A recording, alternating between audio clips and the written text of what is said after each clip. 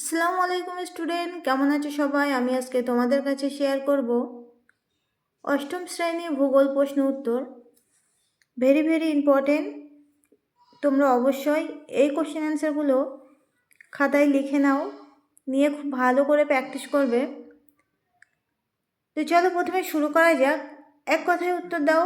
1 নম্বর question হচ্ছে পৃথিবীর দীর্ঘতম পর্বতমালার নাম কি? উত্তর হচ্ছে আন্দিজ পর্বতমালা। 2 নম্বর কোশ্চেন হচ্ছে আর্জেন্টিনার রাজধানীর নাম কি? উত্তর হচ্ছে বুয়েন্স এয়ার্স।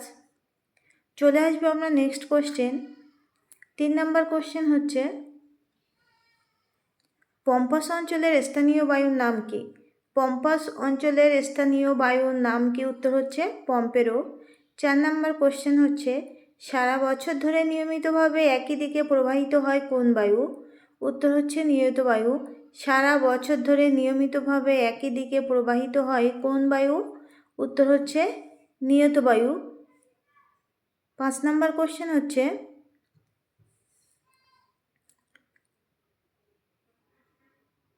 নেক্সট কোশ্চেন, পারানা ও প্যারাগুয়ে নদীর মিলিত প্রবাহকে কি বলে?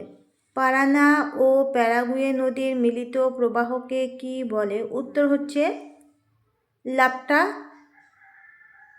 লাপ্লাটা নদী। উত্তর হচ্ছে লাপ্লাটা নদী। 6 নম্বর কোশ্চেন হচ্ছে কিউমুলোনিম্বাস মেঘের আর এক নাম কি? উত্তর হচ্ছে বজ্রমেঘ। কিউমুলোনিম্বাস মেঘের আর এক নাম কি? উত্তর হচ্ছে বজ্রমেঘ। তোমরা এই কোশ্চেন অ্যান্সারগুলো খাতায় লিখে নাও। Very important question answer. চলে এসছি আমরা নেক্সট কোশ্চেন অ্যান্সারে। 7 নম্বর কোশ্চেন অ্যান্সার হচ্ছে কর্ডিলেরা শব্দের অর্থ কী? উত্তর হচ্ছে শৃঙ্খল।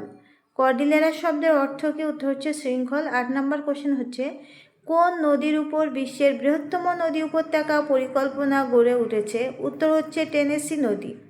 কোন নদীর উপর বিশ্বের বৃহত্তম নদী উপত্যকা পরিকল্পনা গড়ে উঠেছে? উত্তর হচ্ছে টেনেসি নদী। কোশ্চেনগুলো কিন্তু খুবই ভালো করে ফলো করতে হবে।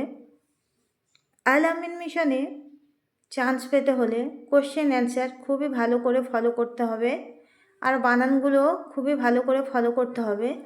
9 নম্বর কোশ্চেন হচ্ছে অরিনোকো নদীর উপর সৃষ্ট জলপ্রপাতটির নাম কি? উত্তর হচ্ছে অ্যাঞ্জেল।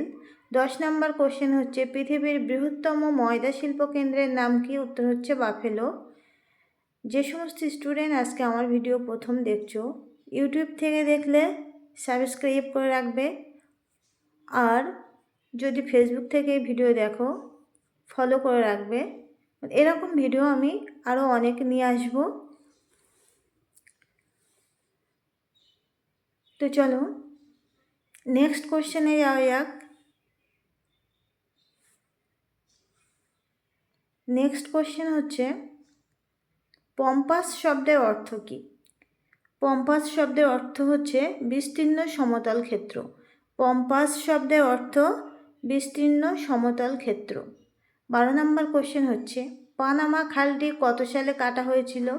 উত্তর হচ্ছে 1914 সালে। পানামা খালটি কত সালে কাটা হয়েছিল? 1914 সালে। চলে আসবো আমরা আবারও নেক্সট কোশ্চেন।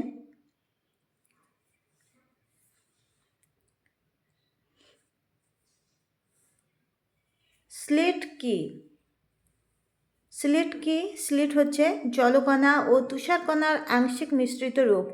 স্লিট জলকণা ও তুষারকণার আংশিক মিশ্রিত রূপ। 14 নম্বর কোশ্চেন হচ্ছে টাইফুন কি? টাইফুন হচ্ছে পূর্ব চীন সাগরে ক্রান্তীয় ঘূর্ণিঝড়। টাইফুন হচ্ছে পূর্ব চীন সাগরে ক্রান্তীয় ঘূর্ণিঝড়। সকলে এই কোশ্চেন অ্যান্সারগুলো খুবই ভালো করে লিখে প্র্যাকটিস করবে। আমি সকলকেই বলবো, যে সমস্ত স্টুডেন্ট আল আমিন মিশনে নিউ অ্যাডমিশনের জন্য পরীক্ষা দেবে, তোমরা অবশ্যই একটা ফেয়ার খাতা করো। আর আমি যে ভিডিওগুলো, যে কোশ্চেন অ্যান্সারগুলো তোমাদেরকে দেব, তোমরা অবশ্যই এগুলো খাতায় লিখে মুখস্থ করবে, তাহলে চান্স পেতে অনেক সুবিধা হবে। তো আজকের ভিডিও এই পর্যন্তই, দেখা হচ্ছে আগামী ভিডিওতেই।